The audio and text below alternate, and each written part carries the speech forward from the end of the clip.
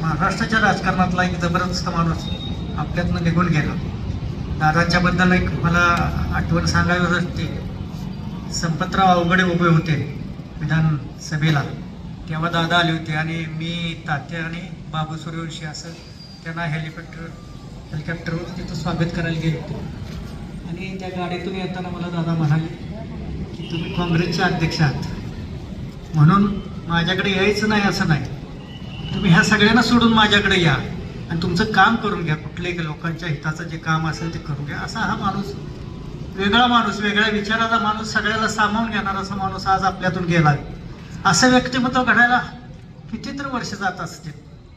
सगळ्याला सामावून घेणारं व्यक्तिमत्व घडायला खूप वर्ष जात असतात.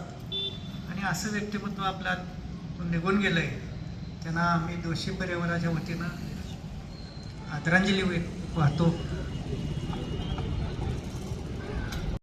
अतिशय आपल्या सर्वांच्यासाठी एक धक्कादायक आणि खूप वाईट बातमी आली.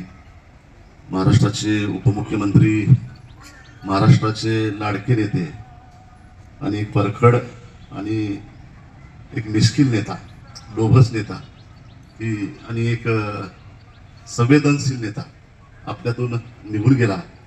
आणि आपल्या सर्वांनाच इतका मोठा धक्का बसला की तो धक्का आजही आपण त्या धक्क्यातनं सावरू शकलेलो नाही. अजितदादा मसवडला आले का पहिले युवराज काकांच्या घरी जायचे आणि मग काकांची तिथं भेट व्हायची. किती आपुलकीने बोलायचे, किती आरे तुरे बोलायचे. युवराज इकडे, युवराज असं कर, युवराज तसं कर. म्हणजे ही आपुलकी जी होती ना, ती खूप मोठी एक वेगळी आपुलकी होती.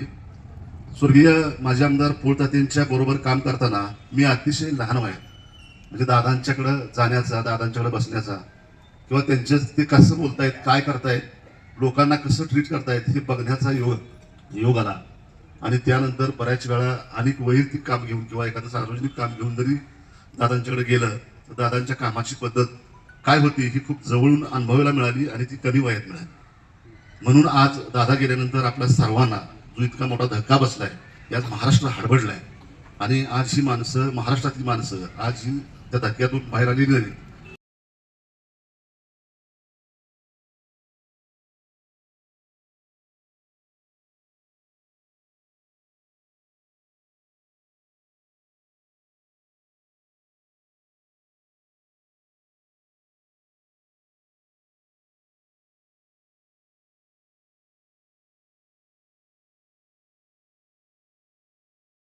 सत्य, स्पष्ट आणि निर्भीड बातम्यांसाठी विजन 24 तासला सबस्क्राईब करा. बेल आयकॉन नक्की दाबा, जेणेकरून तुम्हाला मिळतील आमच्या प्रत्येक व्हिडिओची माहिती सर्वात आधी आणि सर्वात जलद.